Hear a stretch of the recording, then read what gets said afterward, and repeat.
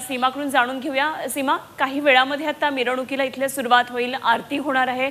काय काय नेमकं इथल्या कार्यक्रमांचं नियोजन असणार आहे? कितपत मोठी गर्दी आहे? पोलिसांचा एकंदरीत बंदोबस्त, सुरक्षा व्यवस्थेच्या दृष्टीने काय नेमक्या उपाययोजना केलेल्या दिसतात?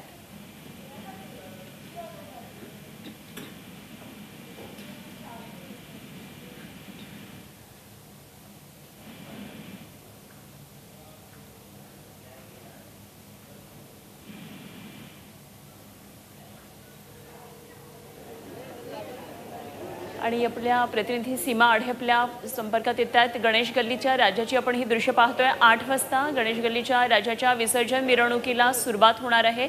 त्याआधी आरती होईल आणि आज संपूर्ण दिवसभर आपलं लक्ष असणार आहे झी 24 तासवर वेगवेगळ्या शहरातल्या गणपती विसर्जन मिरवणुकांवर। आज मुंबई, पुणे, नागपूर, नाशिक, कोल्हापूर सगळीकडेच पहिल्यांदा मानाचे गणपती बाहेर पडतील आणि त्यानंतर डीजेचा दणदणाट आपल्याला संध्याकाळी पाहायला मिळेल। उत्तरोत्तर हा सगळा उत्साह असाच वाढला जाणार आहे आणि आज बाप्पाला अशा प्रकारे वाजत गाजत निरोप देण्यात येईल। बाप्पाला निरोप देण्यात येईल। गणपती बाप्पा मोरया, पुढच्या वर्षी लवकर या अशी हाक बाप्पाला देण्यात येईल। जाऊया सीमाकडे। सध्या गणेश गल्लीच्या राजाच्या इथून सीमा आपल्या संपर्कात आहे। सीमा, काही वेळामध्ये आरतीला सुरुवात होणार आहे, मिरवणुकीला काही वेळा सुरुवात होईल, कसं सगळं नियोजन आहे? सिक्युरिटीच्या दृष्टीने काय काय नेमक्या उपाययोजना आहेत?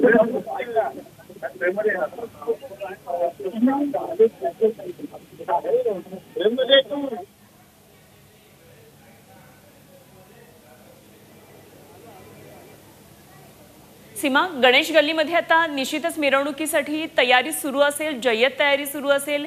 काय नेमकं सुरक्षिततेच्या दृष्टीने आणि एकंदरीतच काय सगळं वातावरण दिसतंय?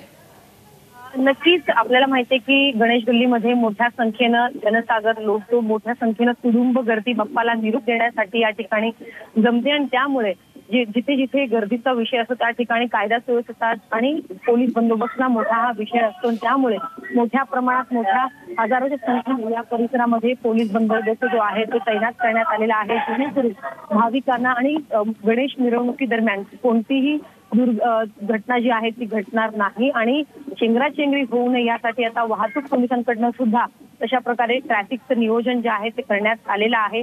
आपल्याला माहिती आहे की लालबागचा राजा, त्याचसोबत मुंबईचा राजा, तेजुकाराया असे अनेक महत्वाचे गणपती या ठिकाणी विराजमान झालेले आहेत आणि त्यांच्या मिरवणुकी दरम्यान मोठ्या संख्येनं भाविक सुद्धा मोठ्या उत्साहात पुढे पुढे जाण्यासाठी बाप्पाच्या चरणी लीन होण्यासाठी त्या ठिकाणी मोठ्या संख्येनं दाखल होतात। त्यामुळे तिथे त्या ठिकाणी चेंगराचेंगरी होऊ नये, मोठ्या प्रमाणात गर्दी होऊ नये म्हणून गणेश मंडळांनी सुद्धा तशा प्रकारचं नियोजन केल्याचं आपल्याला बघायला मिळत आहे।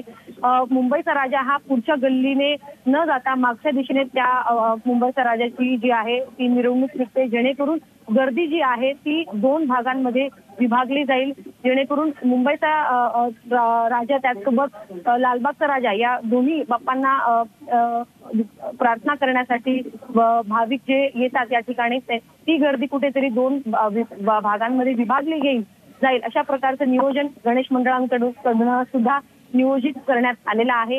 8 वाजता महाआरती झाल्यानंतर मुंबईच्या राजाची 8:15च्या सुमारास बाप्पा हे गिरगाव चौपाटीच्या दिशेनं हे मार्गस्थ होतील। तशा प्रकारचं नियोजन सुद्धा करण्यात आलेलं आहे। ठिकठिकाणी पोलीस बंदोबस्त तैनात करण्यात आलेला आहे।